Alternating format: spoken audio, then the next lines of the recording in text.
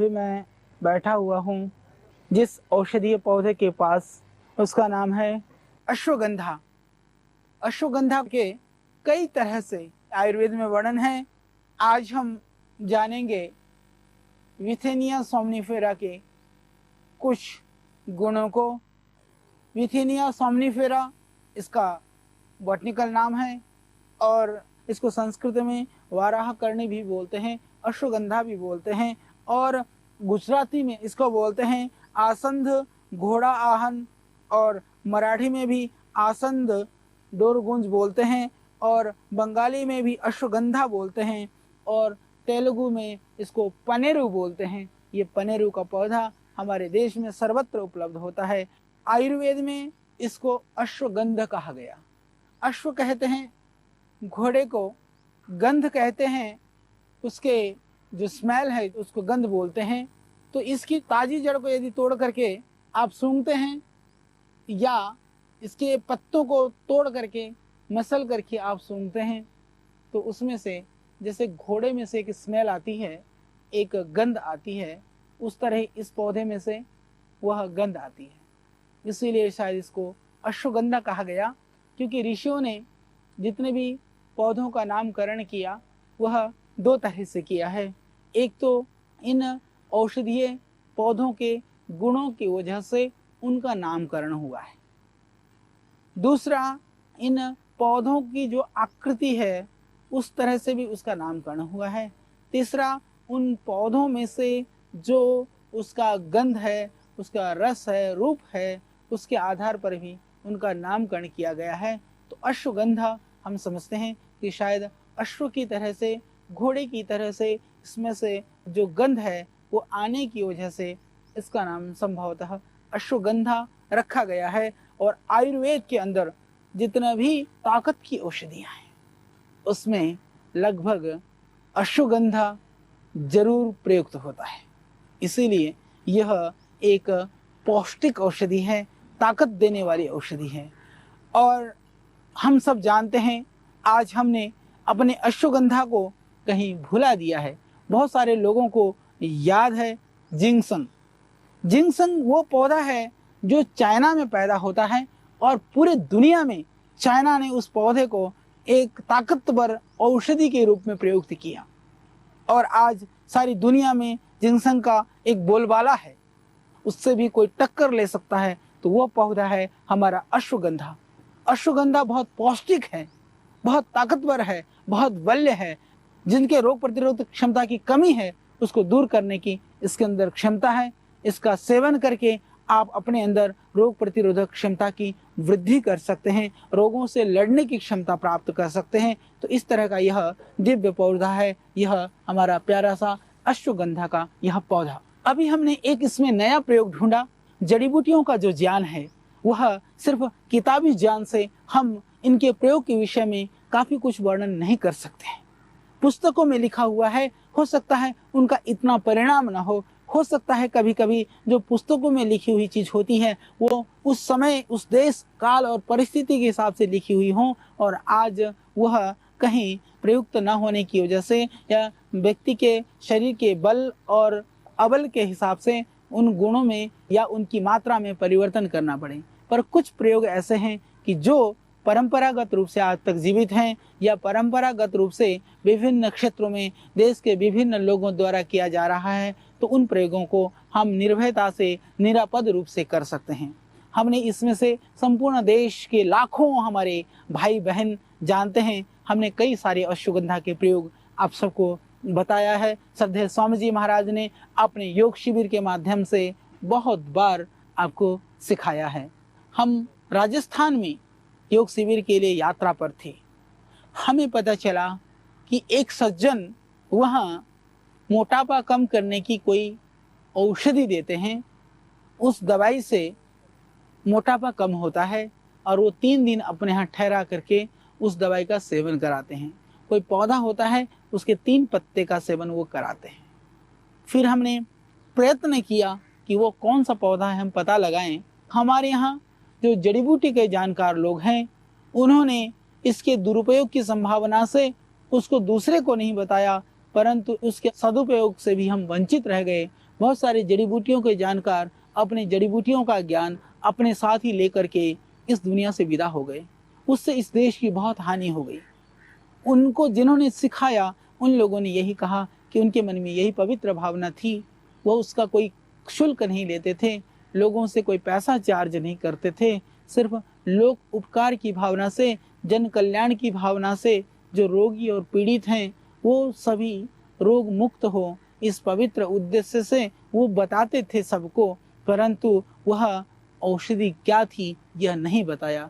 इसी तरह से जो राजस्थान के सज्जन थे उन्होंने उसको छिपा करके रखा हुआ था। तो एक माता मोटापा कम करने के लिए गई थी, तो जब उन्होंने पत्तों को तोड़ करके मसल करके गोली बनाते, उसके साथ एक दो फल का भी बीज आ गया था, उसमें से उन्होंने उस बीज को छिपा करके रख लिया और घर में ला करके उस माता ने उसको गमले में बो दिया।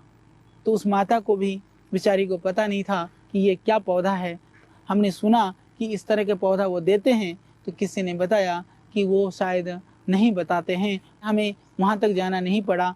हमें माता के विषय में पता चला कि वो मोटापे की दवाई खाने के लिए गई थी और उस दवाई के साथ में वो बीज लेकर के आई और उनके गमलों में उन्होंने उगा रखा है। हमने जाकर के उनके घर में देखा तो हमें बड़ा ताज्जुब हुआ कि वह पौधा अश्वगंधा का पौधा था। फिर प्रयोग की विधि वो बताते थे। आदमी को बहुत कम भोजन पर रख करके गर्म पानी के साथ में प्रतिदिन इसका जो एक पत्ता है उसको तोड़ करके, इसको मसल करके, इसको गोला बना करके वो पानी के साथ निकलवाते थे। 3 दिन तक 3-3 पत्तियां यानी 9 पत्तियां खानी होती थी। उससे निश्चित रूप से मोटापा में फर्क पड़ता था। फिर हमने माता से इस विधा को सुना। सुनने के बाद में हमने कई रोगियों के ऊपर इस अश्वगंधा के पत्तों का प्रयोग बताया और मुझे खुशी है कि आज बहुत सारे लोग, जब श्रद्धेय स्वामी जी ने इस अश्वगंधा के प्रयोग को बताया तो लोगों ने सब जगह इस अश्वगंधा के पौधों को ढूंढना शुरू किया और हम भी अपने यहाँ से कम अब तक मैं समझता हूँ कि न हो कि सैकड़ों किलो अश्वगंधा का बीज हम आज तक बांट चुके हैं लोगों के स्वास्थ्य के लिए। और दिल्ली में तो मुझे ताज्जुब हुआ कि ये अश्वगंधा के पत्ते भी रुपयों के हिसाब से गिन करके बिकते हैं। तो उसके साथ साथ में आहार पर भी हम ध्यान दें और इसका जो प्रयोग की जो इसकी विधि है वो बहुत सरल है। जैसा कि अभी मैंने आपको बताया कि हम एक पत्ता सुबह खाली पेट गर्म पानी से इसको मसल करके पिएं, दोपहर को एक पत्ता, रात्रि को एक पत्ता, इस तरह से 3 दिन करें। फिर हमने इसका दूसरा उपाय किया कि 15 दिन बाद फिर आप रिपीट करें। आप खाने में थोड़ा संयम बरतें, भोजन कम लें, प्राणायाम योगासन वगैरह आप ठीक से करें तो आप देखेंगे कि आपका मोटापा बहुत जल्दी कम होगा। क्योंकि आयुर्वेद के ग्रंथों में, आयुर्वेद के शास्त्रों में इसकी पौष्टिकता को लेकर के तो बहुत वर्णन है। इसके जड़ों को प्रायः आयुर्वेद के अंदर मूल का प्रयोग करते हैं, पत्तों का प्रयोग किया जाता है। जैसे अर्थराइटिस है, दर्द है, सूजन है, उसमें इस पत्तों को उबाल करके सेंधा नमक डाल करके पका करके हम उसकी सिकाई करते हैं। सिकाई से सूजन में लाभ हो जाता है। और जिनके शरीर में सूजन है उसमें इन अश्वगंधा के बड़े पत्तों को ले करके फिर उन पत्तों में कोई दर्द का तेल लगा करके और गर्म करके जहाँ भी दर्द है वहाँ बांध करके दर्द से भी मुक्ति पा सकते हैं। दर्द है, सूजन है, इस अश्वगंधा के पत्तों को उबाल करके सिकाई करके सूजन में लाभ पा सकते हैं। यह आयुर्वेद में प्राचीन काल से ही वर्णन में आए हुए अनुभूत अश्वगंधा के प्रयोग हैं।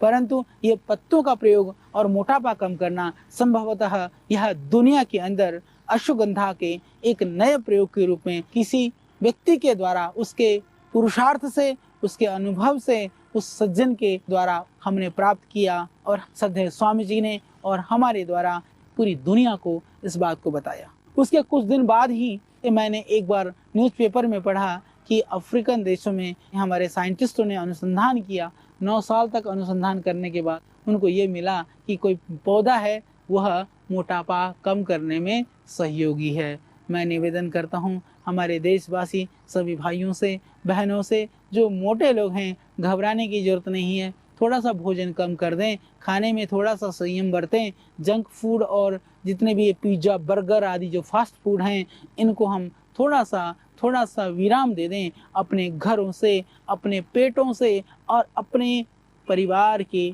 बच्चों से उससे बचा करके रखें और हम साथ में प्रारंभ कर दें इस अश्वगंधा के पत्तों का सेवन। साथ में करेंगे आप प्राणायाम तो आप देखेंगे कि आपका मोटापा हमेशा के लिए ठीक हो जाएगा। आप इसको गमले में भी लगा सकते हैं। इसकी 2 प्रजातियां होती हैं। ये जो प्रजाति मेरे हाथ में है, यह तो इसकी जो हम रूट प्रयोग करते हैं, जड़ प्रयोग करते हैं, वह प्रजाति है। और जो ये लगा हुआ है, ये जंगली प्रजाति है। तो इसमें पत्तों में बहुत फर्क नहीं होता है। आप देखेंगे इसके पत्ते थोड़े से पतले हैं, थोड़े से कोमल हैं, इसके पत्ते थोड़े से खुरदुरे या थोड़े से हल्के से मोटे हैं, इतना ही इसमें फर्क है। तो औषधि के रूप में तो उस पौधे का प्रयोग किया जाता है, और पत्ते के रूप में आप दोनों ही, जंगली या ये पौधा, दोनों ही आप प्रयोग कर सकते हैं। ये बहुत ही लाभकारी है और बहुत ही यह दिव्य पौधा है। तो आज से मोटापा कम करने के लिए हम इसका प्रयोग कर सकते हैं। और जिनको एंजाइना पेन है, हृदय शूल है, उसमें भी अर्जुन की छाल और अश्वगंधा का जो पाउडर है, दोनों को मिला करके बराबर मात्रा में गर्म पानी से प्रातः सायं यदि आप सेवन करते हैं, आपके हृदय को इससे लाभ मिलेगा। ये बहुत ही अच्छा पौधा है। आपके हृदय को ताकत देने के लिए, हृदय की कमजोरी को ये अश्वगंधा दूर करता है। जो दिमाग की औषधियाँ हैं, दिमाग को ताकत देने वाली जो चीज़ें हैं, उसमें भी अश्वगंधा का प्रयोग हम लोग करते हैं। आयुर्वेद में अश्वगंधा रिष्ट, अश्वगंधा चूर्ण आदि बहुत सारी दवाइयाँ आयुर्वेद में बनती हैं। और जो मस्तिष्क की औषधि है, ताकत देने वाली जो दवाई है, मेधा क्वाथ है, मेधावटी है, उसमें भी हम इसको डालते हैं। और हमने देखा है इसका जो प्रभाव है बहुत ही अच्छा है। तो आप घर में भी इस अश्वगंधा को खांसी में भी प्रयोग कर सकते हैं। हालांकि बहुत कम लोग जानते हैं कि अश्वगंधा खांसी में भी प्रयुक्त होती है। तो आप इसको काढ़ा बना करके, इसके जड़ों को कूट करके, थोड़ा सा आप उबाल करके चाय की तरह से भी आप इसको पी सकते हैं। खांसी के लिए यह अश्वगंधा एक दिव्य औषधि है। अश्वगंधा वो सिर्फ गंध ही नहीं, घोड़े की तरह से इसके अंदर घोड़े की जैसी ताकत भी है। संसार में हॉर्स पावर भी उसी से मापा जाता है, क्योंकि शक्ति की माप जो है वो घोड़े से की जाती है। तो ऋषियों को पहले से पता था, जिस दिन दुनिया के अंदर शक्ति को मापेंगे तो घोड़े से तुलना की जाएगी। तो ऋषियों ने इस पौधे की शक्ति को घोड़े से मापा। जिनको बहुत कमजोरी है, इस पौधे को पाउडर करके 1-1 चम्मच सुबह शाम लीजिए दूध के साथ, उससे आपकी ताकत बढ़ेगी, उससे आपके शरीर के अंदर स्फूर्ति और नई ताजगी आएगी। इसके अतिरिक्त जिनको किसी भी तरह से प्रमेह की शिकायत है, प्रदर की शिकायत है, या बहुत कमजोरी है, धातु रोग है, धातु क्षीणता है, उसमें भी यह आपको शक्ति देगा। और उस प्रमेह से, प्रदर की बीमारी से आप सदा के लिए मुक्ति पाएंगे। यदि आप डायबिटिक भी हैं तो इसके पाउडर को सेवन करके आप शक्ति पाएंगे। जो शुगर के रोगी हैं, उनकी शारीरिक क्षीणता हो जाती है, उनको कमजोरी आ जाती है और बेचारे वो परेशान और दुखी रहते हैं, उनके लिए भी यह अश्वगंधा एक वरदान है, एक दिव्य औषधि है। तो आइए उसमें भी हम इसका प्रयोग कर सकते हैं। अच्छी तरह से आप इसका प्रयोग करें और अपनी कमजोरी को दूर करें।